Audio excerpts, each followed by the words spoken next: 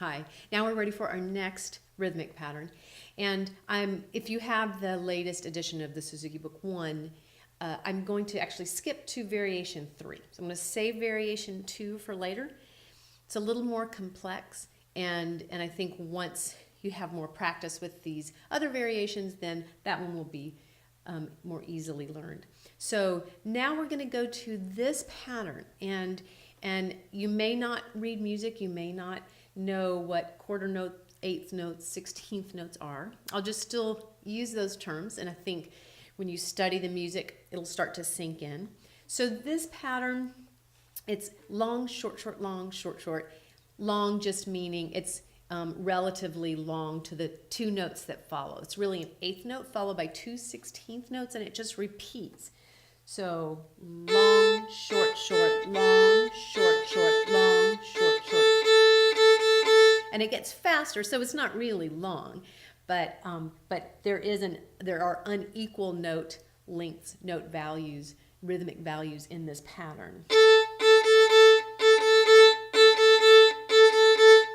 Long, short, short, long, short, short, long.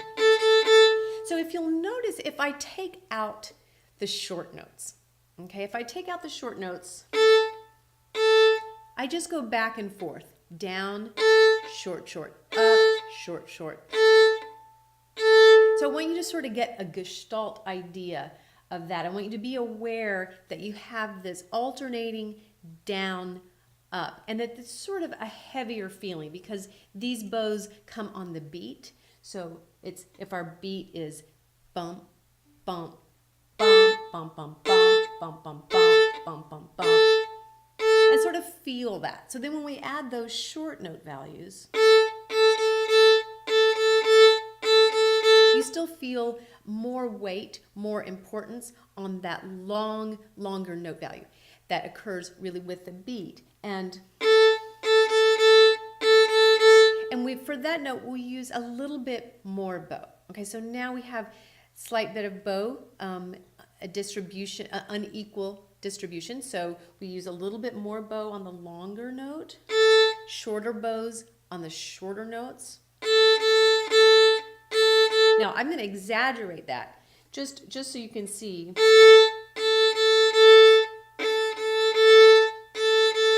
But they're not going to be that much different, just a little bit.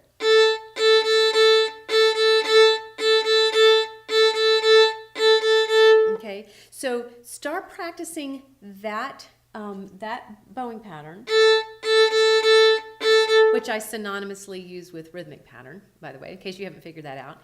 And again, just like we did with the Mississippi hot dog rhythm, we're going to do the same thing. We're going to start crossing strings. Okay, now I just had been using the A and the E string. Now we can start using the other two strings. We are not going to be, although we don't use the D and the G string until later in the Suzuki book, it's still good to be preparing for what's ahead.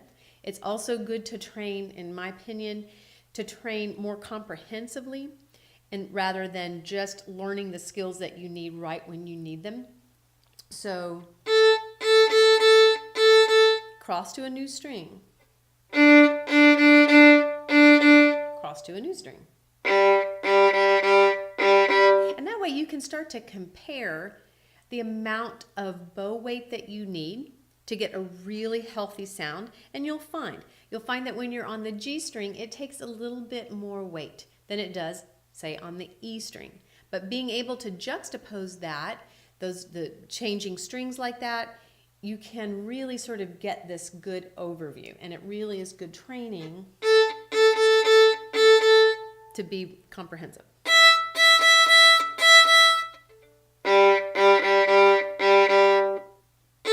Okay, now I'm doing this without using a rhythmic reference. Okay, so we don't have a metronome going right now. We will be doing that. Right now, I just want you to really be focusing on sound, on tone, staying at the sounding point, keeping the bow straight, making sure the elbow is opening, the wrist and the fingers and the bow hand is relaxed. Okay, that's really the most important thing right now. Okay, then we'll be putting all this into a rhythmic context very soon.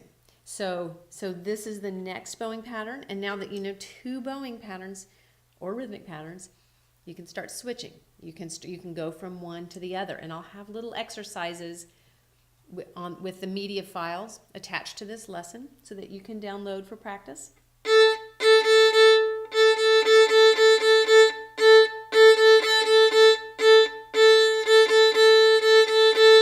Now, just another mention, we're talking about détaché and staccato.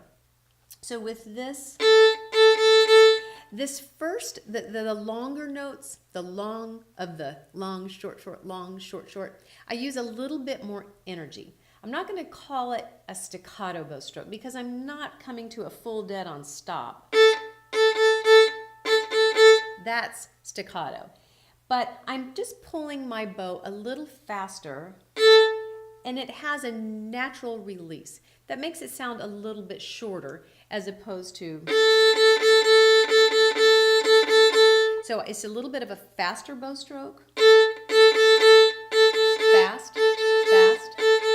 So even though it's a longer note value, and I'm using a little more bow, I'm also using a faster bow speed.